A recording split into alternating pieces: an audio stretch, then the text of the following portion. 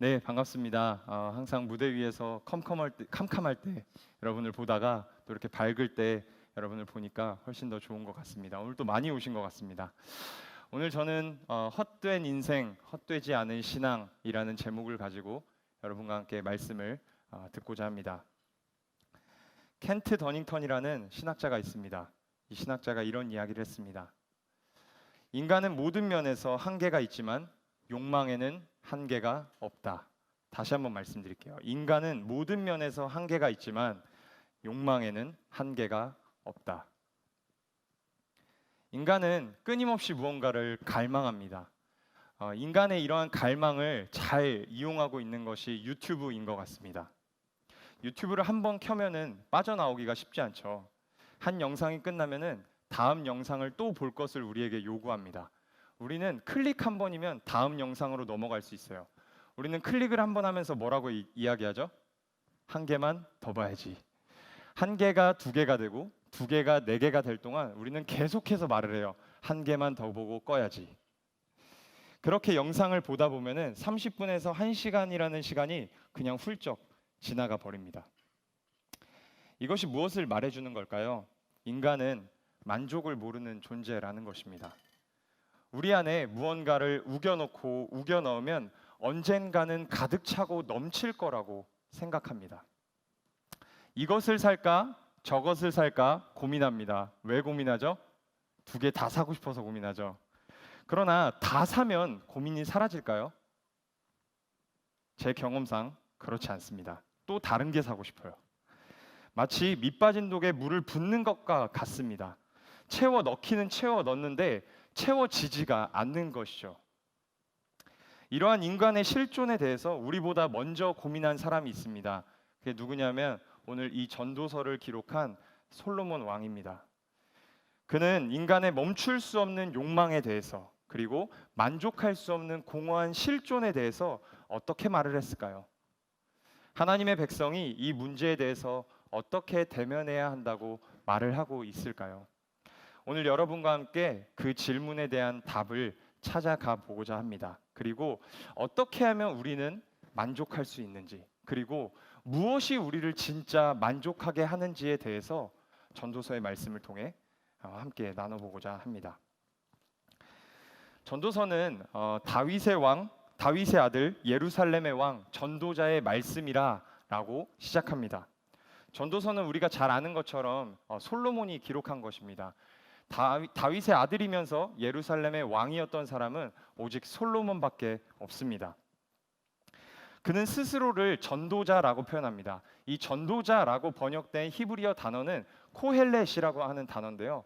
코헬렛은 조금 더 정확하게는 우리말로 선생이라는 표현입니다. 그러니까 이스라엘의 왕이면서 이스라엘의 선생인 나 솔로몬이 너희들에게 할 이야기가 있어. 너희들에게 한마디만 할게. 이렇게 이야기하고 있는 것입니다. 그 선생인 솔로몬이 가장 먼저 하는 말이 무엇입니까? 2절입니다. 같이 읽겠습니다. 시작.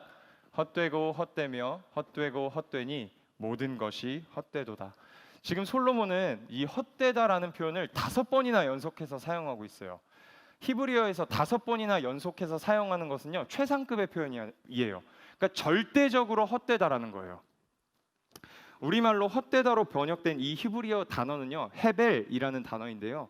이 헤벨은 숨, 안개, 수증기, 바람 이런 단어를 의미해요. 우리가 겨울철에 아주 추운 겨울철에 나가서 입김을 이렇게 하고 불잖아요.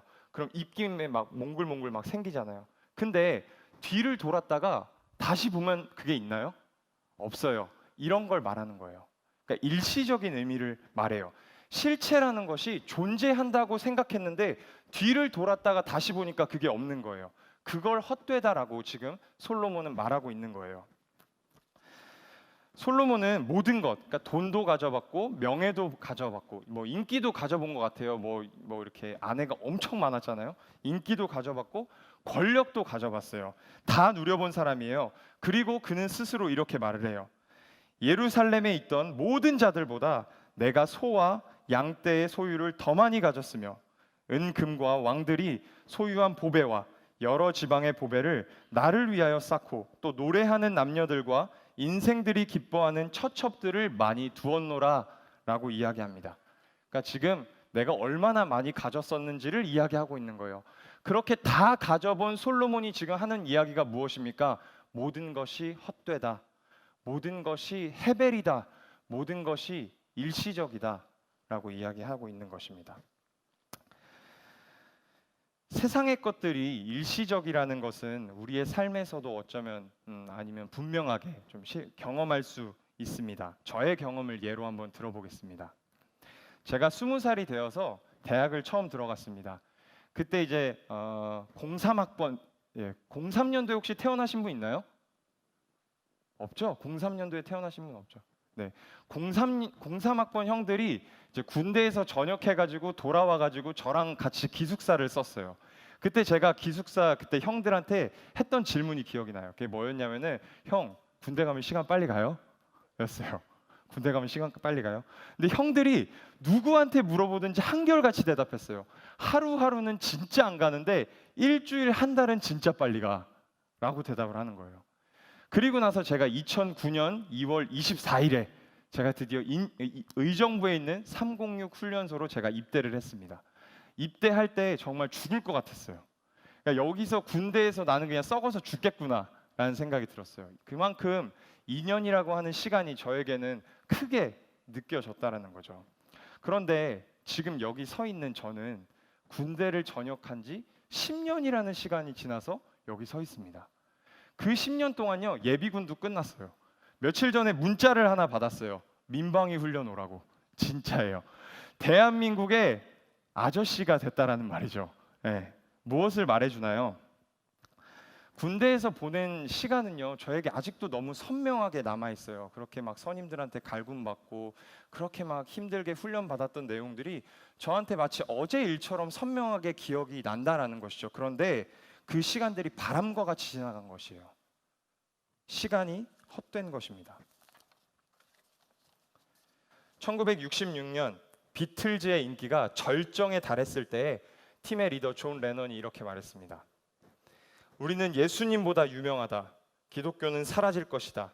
그것은 점차 줄어들어 없어질 것이다. 나는 이것에 대해 논쟁할 필요를 느끼지 않는다. 내 말은 옳으며 나는 그것을 증명해 보일 것이다. 락앤롤과 기독교 가운데 어느 것이 먼저 사라질지는 모르겠지만 우리는 지금 예수님보다 인기가 있다.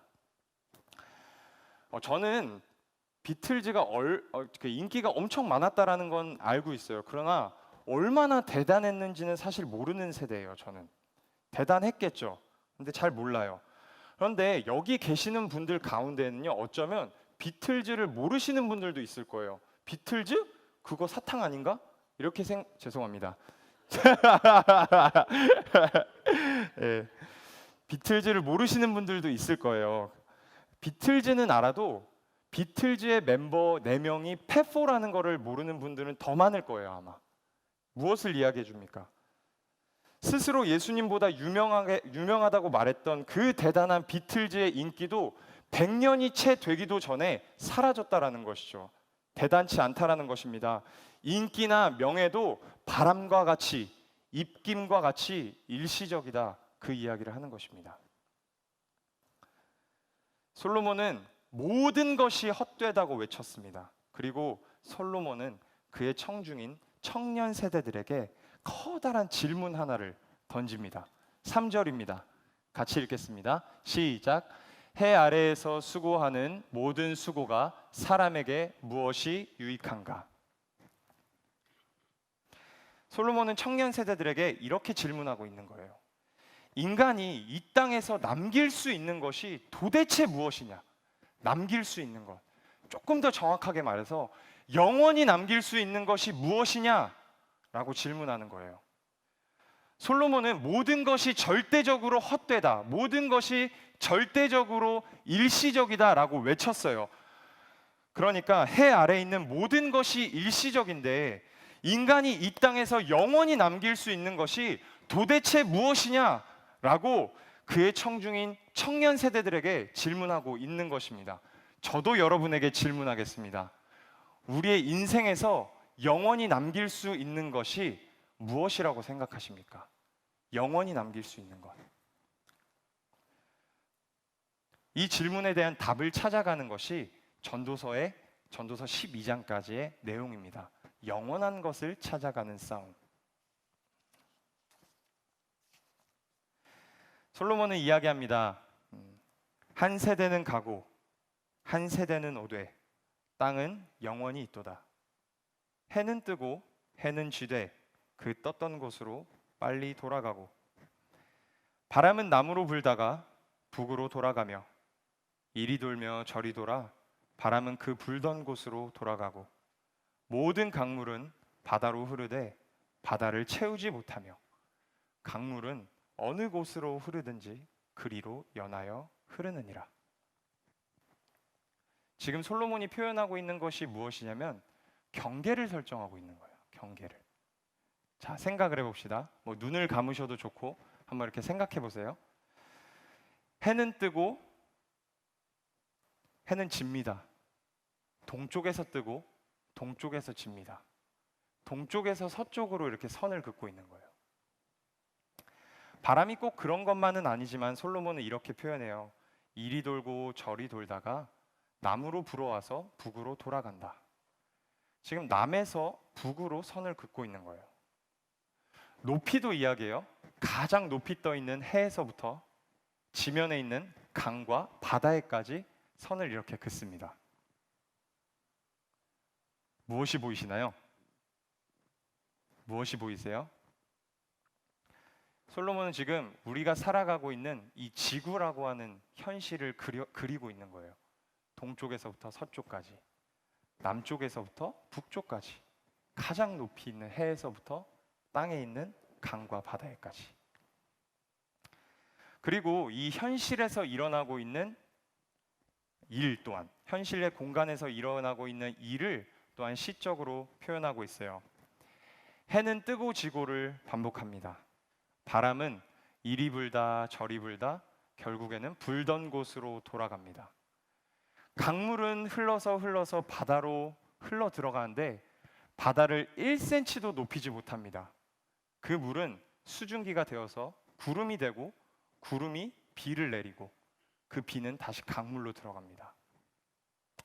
무엇을 이야기하는 것입니까? 현실에 있는 모든 것이 순환한다고 이야기하는 거예요. 반복된다라고 이야기하는 거예요. 그래서 만물이 피곤하다라고 의인화해서 표현하는 거예요. 자, 그러면은 그 반복적인 현실에서 인간은 어떤 모습을 하고 살아갈까요? 8절의 하반절입니다. 같이 읽겠습니다. 시작. 눈은 보아도 족함이 없고 귀는 들어도 가득 차지 아니하리로다. 무슨 말입니까? 인간은 눈이 원하는 것을 계속해서 추구하고 귀가 원하는 것을 계속해서 추구합니다. 근데 계속 비어 있어요. 계속 추구하는데 계속 비어 있어요. 원래 자리로 계속 돌아가요. 밑 빠진 독에 물을 붓는 것과 같은 상태가 계속 유지되는 거예요.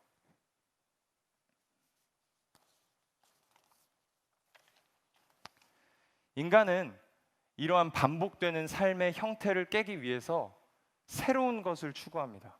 새 것을 추구합니다. 새 것을 경험하면 지루하게 반복되는 이 굴레와 같은 인생을 벗어날 수 있다라고 생각해요. 그 새 것이 어제와 다른 오늘을 만들어낼 것이라고 생각합니다. 그런데 솔로몬은 말해요. 해 아래 새 것이라 할 것이 있으랴. 무슨 말입니까? 새 것은 없다라는 거예요. 이 말을 듣고 어떤 청년들은 저에게 이렇게 질문할 수 있어요. 전도사님, 밖에 나가보세요. 새 제품들이 얼마나 많은 줄 아세요? 새로이 경험할 것들이 얼마나 많은 줄 아세요? 라고 질문할 수 있습니다. 그래서 제가 아이패드를 들고 나왔습니다. 팔려고 들고 나온 게 아니라요. 이게 제가 지금 사용하고 있는 이 아이패드가 아이패드 프로 3세대입니다. 이거 방송에 나가도 되죠? 네, 저라고 하는 사람이 크게 영향력이 없기 때문에 괜찮을 것 같습니다. 아이패드 프로 3세대예요. 뭐 물론 4세대가 나오긴 했지만 그래도 뭐 최신의 거라 할 수 있습니다. 처음에 이게 아이패드가 나왔을 때 굉장히 신기했어요. 컴퓨터도 아닌 것이 컴퓨터의 역할을 해요. 저는 이 아이패드 프로를 가지고 주로 어디에 사용하냐면은 악보를 볼 때 써요. 찬양 인도할 때 이렇게 종이로 넘기면 좀 불편하니까 이렇게 한 번에 촥촥촥 하면서 넘긴단 말이죠. 예.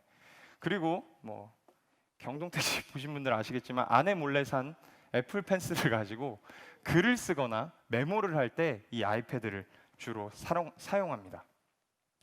그런데 한번 생각해 볼까요? 잘 생각해 봅시다. 제가 이 아이패드를 가지고 글을 적어요. 메모를 해요. 근본적으로 공책과 뭐가 다르죠? 조금 더 멀리 가볼까요? 원시인들이 무언가를 기록하기 위해서, 기억하기 위해서 벽에다가 뭘 막 적어요. 돌을 가지고. 이것과 아이패드가 뭐가 다르죠? 무엇을 말하는 거냐면 인간이 무언가를 써서 기록하려고 하는 행동은 바뀌지 않았다라는 거예요.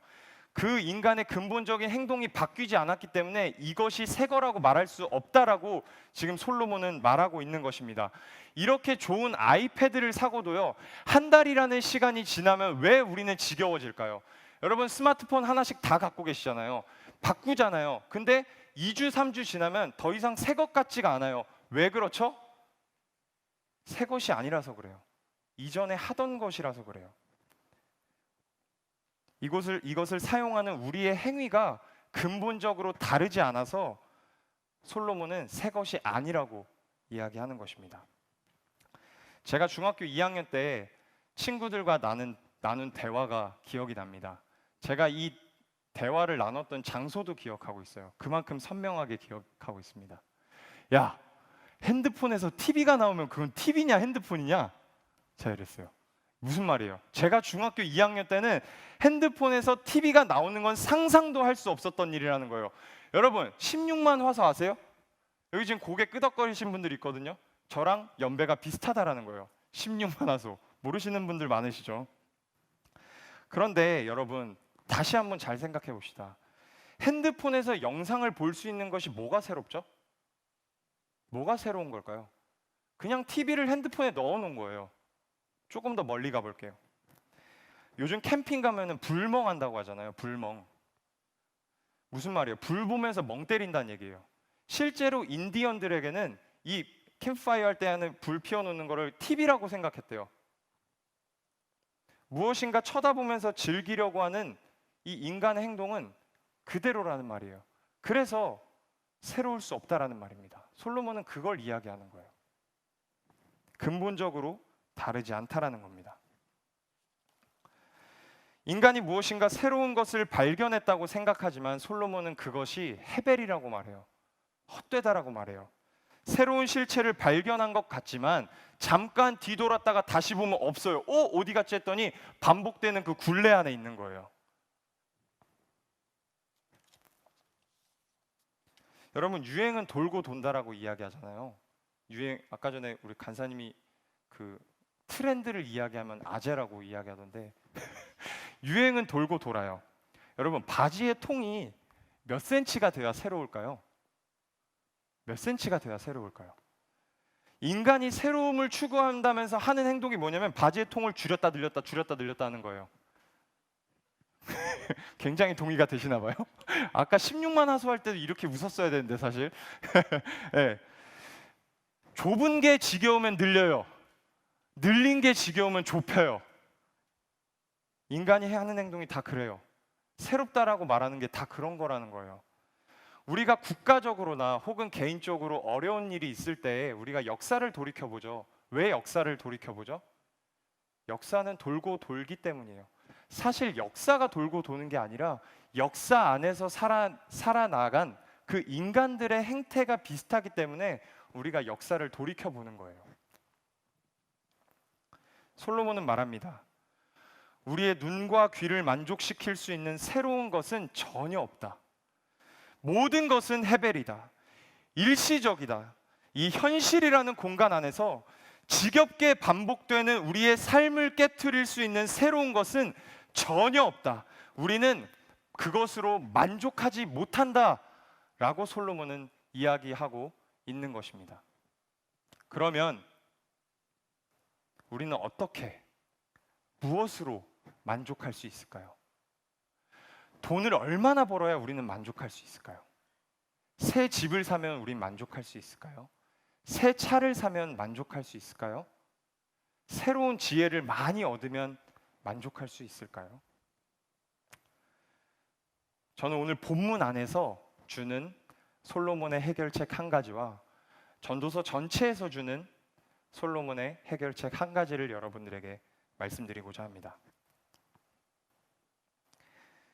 4절에서 솔로몬은 이렇게 말합니다. PPT 띄워주시겠어요? 4절.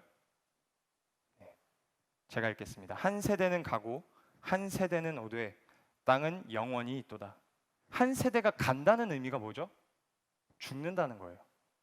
또 11절에서 이렇게 말합니다. 이전 세대들이 기억됨이 없으니 장래 세대도 그 후 세대들과 함께 기억됨이 없으리라. 무슨 뜻일까요? 인간 다 죽는다는 거예요. 재미있게도 이 반복되는 세상을 표현하고 있는 4절에서 10절까지를 감싸고 있는 이 구절들이요, 모두 죽음을 이야기하고 있어요. 인간의 삶에는요, 어느 것도 정해진 것이 없습니다. 그래서 우리는 우리의 삶을 개척하기 위해서 도전할 수 있고 또 발걸음을 내디딜 수 있습니다. 그런데 죽음만큼은 우리에게 확정되어 있다라는 것입니다. 우리는 반드시 죽을 거예요. 인간이 태어나서 어딘가를 향해 달려가고 있다면 거기는 반드시 죽음일 것입니다. 그런데 청년들에게 있어서 이 죽음이라는 것은 아직도 멀게 느껴져요. 그렇죠. 얼마 전에 미국의 어느 지역에서 청년들이 모여서 어떤 시합을 했다고 해요. 무슨 시합이었냐면 누가 먼저 코로나에 걸리나. 이런 무모하고 어리석은 행동을 하는 이유가 무엇일까요? 죽음이 내 일일 것이라고 생각하지 않는 거예요. 오는 데 순서 있어도 가는 데 순서 없다라고 하는 생각을 하지 못하는 것입니다. 솔로몬은 왜 이 반복되는, 이 순환되는 인생을 나타내는 그 구절을 이 죽음이라는 것으로 감싸고 있을까요? 왜 죽음을 이야기하고 있을까요? 너희가 이 땅에서 이 반복되는 삶에 만족하고 싶다면 죽음을 묵상해라, 이 이야기를 하는 것입니다. 너희가 죽을 것을 생각하라. 당신이 만약 내일 죽는다면 무엇을 하시겠습니까? 라는 질문은 아마 한 번씩은 다 들어보셨을 것입니다. 무엇을 하는 것을 떠나서 이 오늘이라고 하는 삶이 굉장히 소중해지지 않을까요? 죽음이 바로 내 코앞에 다가왔기 때문에 이 두려움 가운데 휩싸여 있을 수 있겠지만 한 가지 마음은 아마 동일할 것입니다. 오늘이 가지 않기를 그렇게 생각할 것입니다. 간접적으로 한번 생각해 보겠습니다. 우리 군대 다녀온 형제님들, 이등병 첫 휴가 나갈 때 4박 5일 휴가 나가잖아요. 그때를 한번 생각해 보자는 거예요. 4박 5일이라는 시간이 얼마나 소중해요. 안 지나갔으면 좋겠잖아요. 그죠? 군인은요, 휴가 나가기 전에 출타 계획서라는 걸 작성해요. 이 출타 계획서를 왜 쓰냐면요, 부대에 보고하려고 써요. 그러니까 제가 나가서 이런 거 하려고 합니다 라고 적어서 내는 거예요. 그러니까 적어서 내야 돼서 적는 건데 마음을 다해서 적어요. 정말 마음을 다해서. 마치 부대에 안 돌아올 사람처럼 그 출타 계획서를 적어요. 초등학교 때 생활 계획표 짜듯이 시간 계획을 막 적어요. 첫날에는 누구를 만나서 어디를 가고 어디를 가서 뭐를 먹고 또 뭐 하고 이런 것들을 너무 엄청 자세하게 적어요. 그래서 한 장으로 부족해요. 2장을 써요. 근데 휴가 나가기 전에 친구한테 전화했더니 야, 나 그날 안 돼. 이러면 그 계획서를 다 찢습니다. 다시 적어요. 이게 뭐라고. 자, 휴가 나와서를 한번 생각해 볼까요? 잠자는 게 아까워요. 밤새서 놀고 싶어요. 밤새서 놀고 싶은데 내 친구는 피곤하다고 들어가겠대요. 패고 싶어요. 패고 싶어요. 복귀 전날이 돼요. 이제 현타가 옵니다. 와, 내일 복귀다. 더 빡세게 놀아요. 지나온 3일보다 더 빡세게 놀아요. 시간에 공백이 생기지 않도록 열심히 놀아요. 3일 동안 먹지 못한 음식 있잖아요. 그날 다 몰아서 먹어요. 자, 말년 휴가를 생각해 봅시다. 출타 계획서를 써요. 뭐라고 쓰는지 아세요? 집, 친구랑 놀기. 집, 부모님이랑 밥 먹기. 집, 부대 복귀. 왜 이렇게 쓸까요? 미련이 없어요. 전역할 거라서. 나가서는 어떨까요? 그동안 못 잤던 잠 다 몰아서 자요. 물론 습관이 그렇게 돼 있어서 이렇게 늦잠 자고 싶어도 늦잠이 안 자지긴 해요. 근데 늦잠을 자려고 해요. 친구가 만나자고 하면 만나고요. 친구가 약속 있다면 그냥 혼자 놀아요. 뭐 먹을까 고민 안 해요. 그냥 집에서 라면 끓여 먹어요. 가족들도 다 알아요. 말년병장은 아무거나 먹어도 된다는 거를. 냉장고에 김치찌개 있으니 데워서 먹어라. 실제로 저희 어머니께서 제가 말년휴가 나왔을 때 써놓은 편지였어요. 내일도 살아 있을 것이라고 굳게 믿는 사람은요, 말년병장과 같은 삶을 살아가는 거예요. 내일 내가 죽을 수도 있다는 것을 묵상하며 살게 되면 첫 휴가 나온 이등병처럼 하루하루를 음미하면서 살아가게 될 겁니다. 내일 죽는다면 오늘 보는 것, 오늘 듣는 것을 지겨워할 수가 없어요. 오늘 내가 하고 있는 일이 얼마나 소중한지를 깨닫게 될 거예요. 왜요? 내일은 못하니까요. 그리고 결국은 내가 그토록 지겹다고 여겼던 그 삶이 감사하게 여겨져요. 왜요? 내일은 없으니까요. 죽음을 묵상할 때 이 반복되는 인생에 대한 진정한 만족이 온다고 솔로몬은 오늘 본문에서 이야기하고 있는 것입니다. 일상의 반복으로 인해서 지겨움이 찾아올 때, 지루함이 찾아올 때 내가 내일 죽으면 어떻게 될까를 한번 묵상해 보시기 바랍니다. 오늘의 삶이 진정으로 만족되는 것을 경험하게 될 것입니다. 하지만 솔로몬은 여기서 멈추지 않아요.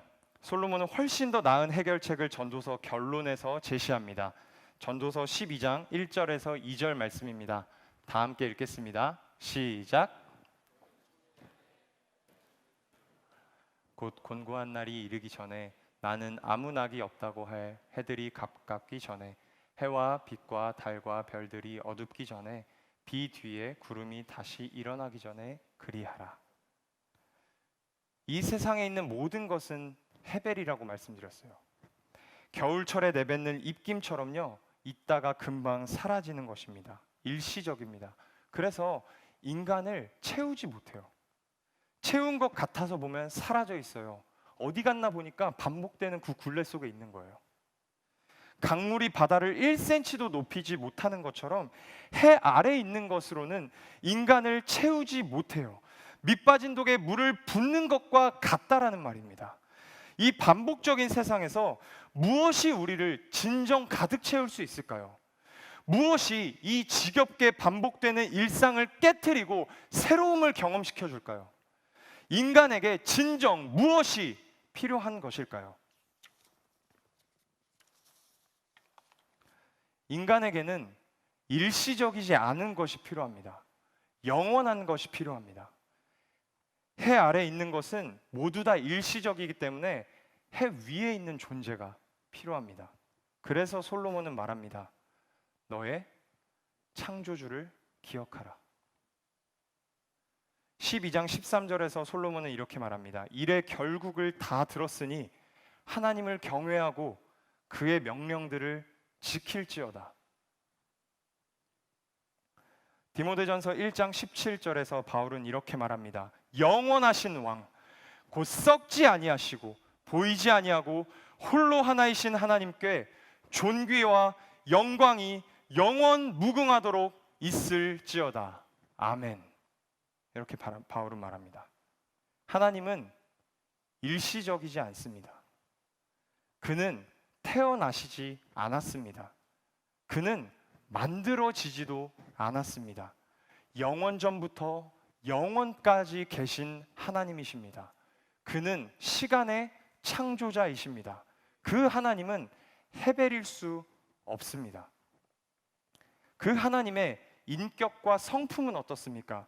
예레미야 애가 3장 22절에서 23절 말씀입니다. 여러분이 한번 읽어주시면 좋겠습니다. 시작.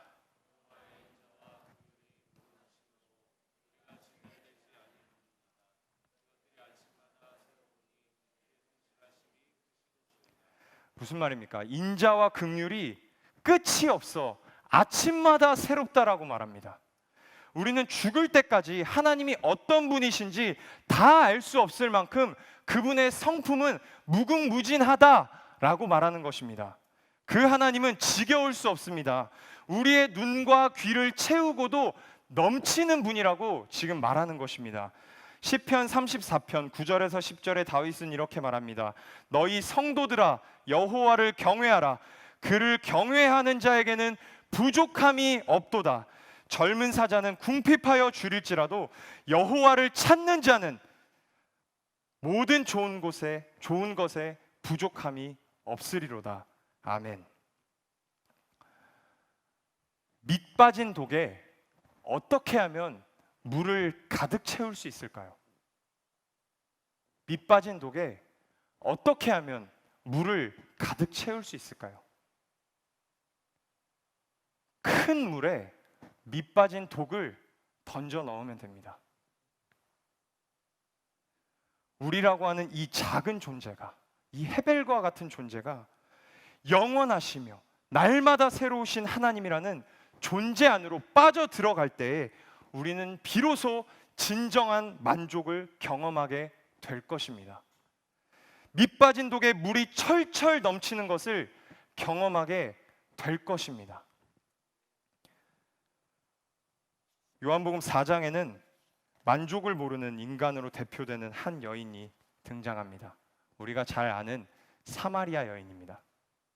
이 여인은 남편이 5이 있었죠. 5이 있었는데 그 5이 도망을 갔는지 죽었는지 그들과 이혼을 했는지 잘 모르겠어요. 그런데 지금 살고 있는 6번째 남편은 남편이 아니라고 예수님께서 말을 해요. 그러니까 무슨 말이에요? 동거를 하고 있는 거예요. 동네 사람들도 이걸 다 알았나 봐요. 그래서 이 여인과 상종하려 하지 않았어요. 그래서 이 여인은요 항상 외롭게 가장 뜨거운 날씨 대낮에 물을 기르러 혼자 나오는 거예요. 그때 예수님을 만났습니다. 이 여인에게는 어떤 근본적인 목마름이 있었던 것 같아요. 그 목마름이 무엇인지는 여기서 알 수 없어요. 이 결핍된 여인, 불만족의 상태를 살아가고 있었던 거예요. 그 목마름을 해결해 보고자 남자를 6명이나 추구한 거예요. 한 명이 떠나면 한 명을 데려오고 한 명이 떠나면 한 명을 데려오고 그렇게 6명이 된 거예요. 이 결핍된 여인, 불만족의 상태를 살아가고 있는 이 여인을 찾아오신 예수님께서 하신 말씀입니다. 내가 주는 물을 마시는 자는 영원히 목마르지 아니하리니 내가 주는 물은 그 속에서 영생하도록 솟아나는 샘물이 되리라. 지겹게 반복되는 우리 인생을 만족해 하시며 새롭게 하실 분은 오직 하나님이십니다. 그분을 추구할 때 우리의 삶은 날마다 새로운 삶이 될 거예요. 어제와 다른 오늘이 될 것이며 오늘과 다른 내일이 될 것임을 저는 확신합니다. 그렇다면 이 하나님을 추구한다는 것, 하나님으로 우리를 채운다는 것은 구체적으로 어떤 의미일까요? 2가지를 말씀드리려고 합니다. 첫 번째는 말씀을 읽는 것입니다. 말씀을 읽는 것. 우리는 무엇으로 하나님을 알 수 있을까요? 어떻게 우리는 하나님을 알 수 있을까요? 하나님으로 채워 넣어야 되는데 그 하나님을 채워 넣는 것이 하나님이어야 하는데 우리는 그 하나님을 도대체 어떻게 알 수 있을까요? 오직 말씀을 통해서만 하나님을 알 수 있습니다.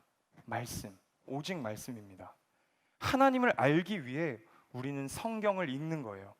하나님을 추구한다는 것은 말로만 추구하는 것이 아니라 실제적으로 말씀을 읽는 거라는 거예요. 말씀을 읽어야 한다라는 거예요. 말씀을 읽지 않으면서 하나님을 추구한다라고 말하는 것은 거짓말이에요. 위대한 종교개혁자 존 칼빈은 이렇게 말합니다. 우주를 지으신 하나님이 성경 속에서 우리에게 분명히 계시되어 있고 우리가 그분에 대해서 생각해야 할 것이 거기에 명시되어 있으므로 우리가 마치 미로 속을 방황하듯이 어떤 불확실한 신을 찾느라 헤매고 다닐 필요가 없다. 왜? 성경에 다 적혀 있으니까. 칼빈이 말하듯 하나님의 말씀 속에는요, 하나님이라고 하는 존재가 무궁무진하게 기록되어 있어요.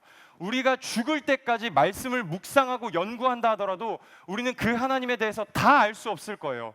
그만큼 하나님에 대한 내용이 무궁무진하게 그 말씀 속에 우리가 읽는 이 성경 안에 기록되어 있다라는 말입니다. 그만큼 하나님의 말씀 가운데 하나님이 풍성하게 살아 계시다라는 겁니다. 우리는 아침마다 새롭고 늘 새로우신 하나님, 아침마다 새롭고 늘 새로우신 하나님을 말씀을 통해 만나게 될 것입니다. 말씀을 통해 우리가 하나님을 알기 원한다고 고백하면 하나님께서 가르쳐 주실 거예요. 말씀이 어렵다고요? 하나님께 기도하세요. 하나님 가르쳐 주십시오. 성령 하나님께서 말씀을 읽고 있는 자리 가운데 찾아오셔서 말씀을 조명해 주실 것입니다. 하나님을 발견케 해 주실 것입니다. 말씀 속에서 만나는 그 하나님을 통해 여러분의 삶이 매일매일 새로워지기를 기도합니다. 축복합니다. 그리고 하나님을 알아가기 원하는 기쁨과 하나님을 알아갔을 때의 기쁨이 우리 안에 가득 채워질 때, 그 기쁨이 가득 채워질 때 우리는 진정 우리의 삶을 만족하게 될 것이라는 것입니다. 말씀을 통해 하나님을 알아가는 기쁨이 여러분의 삶에 충만하시기를 간절히 축복합니다. 두 번째, 하나님을 추구하는 방법입니다. 기도해야 합니다. 기도가 무엇일까요? 기도가 무엇일까요? 요한복음 14장 14절에 예수님께서 이렇게 말씀하십니다. 내 이름으로 무엇이든지 내게 구하면 내가 행하리라. 이 말씀은요, 구하면 내가 다 줄게, 그런 의미가 아닙니다. 이 말씀을 제대로 이해하려면요 14절 앞에 있는 구절을 봐야 돼요. 12절 13절에 예수님께서 이렇게 말씀하십니다. 여러분이 한번 읽어주세요. 시작. 내가 진실로 진실로 너희에게 이르노니 나를 믿는 자는 내가 하는 일을 그도 할 것이요 또한 그보다 큰 일도 하리니 이는 내가 아버지께로 감이라. 너희가 내 이름으로 무엇을 구하든지 내가 행하리니 이는 아버지로 하여금 아들로 말미암아 영광을 받으시게 하려 함이라. 아멘. 무슨 말씀을 하시는 것입니까? 예수님께서는요 자신이 하시는 일을 우리도 하기 위해서 기도하라고 하는 것입니다. 다시 말씀드릴게요. 예수님께서는요 자신이 하시는 일을요 우리도 하기 위해서 기도하라는 거예요. 기도하면 예수님께서 하시는 일을 우리도 할 수 있게 능력을 주시겠다라는 거예요. 기도가 그런 거라는 거예요. 예수님께서 하시는 일은 뭐예요? 십자가 지신 거예요. 십자가 왜 지셨어요? 우리를 사랑하시려고 지셨어요. 기도는요 주님과 같이 사랑하는 자로 살기 위해서 그 살기 위한 능력을 얻기 위한 통로가 기도라는 거예요. 우리는 기도할 때에만 예수님을 닮아 살아갈 수 있어요. 결코 우리의 노력만으로는요 내 행위만으로는요 절대 예수님을 닮아 살아갈 수 없습니다. 그래서 우리는 기도를 해야 되는 거예요. 기도가 그런 거라는 거예요. 나는 실력이 없어서 예수님처럼 못 산다 라고 말하기 전에 기도하셔야 합니다. 기도를 통해 주님과 같이 살기 원한다라고 고백해 보세요. 그리고 예수님과 같은 삶을 살아낼 수 있도록 주님 내게도 능력을 주시옵소서라고 기도해 보시라는 거예요. 주님께서 능력을 주실 거예요. 반드시 능력을 주실 거예요. 예수님과 같이 살 수 있도록 능력을 주실 겁니다.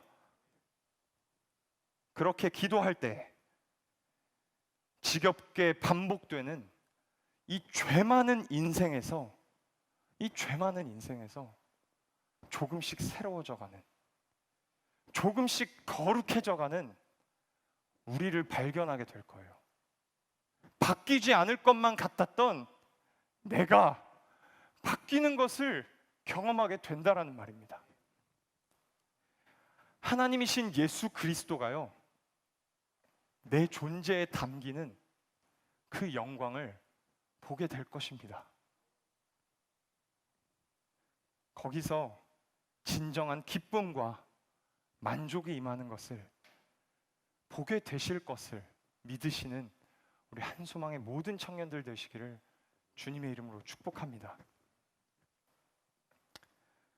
매일의 삶에서 말씀을 읽어 나갈 것을 이 시간 결단하셨으면 좋겠어요. 그리고 그 말씀을 통해 하나님을 알아가는 것을 기뻐하셨으면 좋겠습니다. 식사 기도뿐 아니라 나의 삶에서 단 몇 분이라도 정해서 기도하는 시간을 가질 것을 오늘 이 시간 결단하셨으면 좋겠어요. 따로 구별하겠다고 주님께 고백하셨으면 좋겠습니다. 말씀과 기도를 통해 그 영원하신 하나님, 그 영원하신 하나님, 그의 인격과 성품이 무궁무진해서 아침마다 새로우신 그 하나님 추구할 때에 지겹게 반복되는 이 해 아래에서 삶은, 해 아래에서의 삶은 비로소 그 반복을 벗어날 거라는 거예요. 새로움을 경험하게 될 것이라는 것입니다. 비로소 우리는 거기서 만족을 경험하게 될 것입니다. 결론입니다. 이사야 선지자는 말합니다. 같이 읽도록 하겠습니다. 시작. 오라 너희 모든 목마른 자들아 물로 나아오라. 돈 없는 자도 오라. 너희는 와서 사 먹되 돈 없이 값 없이 와서 포도주와 젖을 사라. 너희가 어찌하여 양식이 아닌 것을 위하여 은을 달아주며 배부르게 하지 못할 것을 위하여 수고하느냐. 내게 듣고 들을지어다. 그리하면 너희가 좋은 것을 먹을 것이며 너희 자신들이 기름진 것으로 즐거움을 얻으리라. 너희는 귀를 기울이고 내게로 나아와 들으라. 그리하면 너희의 영혼이 살리라. 내가 너희를 위하여 영원한 언약을 맺으리니 곧 다윗에게 허락한 확실한. 해 아래 있는 모든 것은 일시적입니다. 그것들은 우리를 만족시키지 못합니다. 세상에 있는 것으로 계속해서 채워보세요. 더 목말라질 것입니다. 더 배고파질 것입니다. 이사야 선지자는 말합니다. 양식이 아닌 것을 어째서 돈을 주고 사 먹느냐. 그것은 너희를 채울 수 없다. 너희를 채우지 못한다. 채워지지 않는다. 하나님으로 채워라. 하나님을 추구해라 라고 이야기하는 것입니다. 여러분, 이번 한 주 어떻게 사시겠습니까? 어떻게 사시겠습니까? 또다시 먹을 것이 아닌 것을 돈 주고 사서 드시겠습니까? 밑 빠진 독에 물을 계속해서 채워 넣으시겠습니까? 이사야 선지자는 말합니다. 너희 목마른 자들아 물로 나아오라. 물로 나아오라. 와서 마셔라. 다시는 목마르지 않을 것이다. 우리의 헛된 인생을 비로소 헛되지 않게 하는 것은, 우리의 인생을 비로소 만족하게 하는 것은 오직 하나님을 향한 신앙밖에 없음을, 그 하나님을 향한 우리의 신앙밖에 없음을 믿으시는 우리 한소망의 모든 청년들 되시기를 주님의 이름으로 축복합니다. 기도하겠습니다.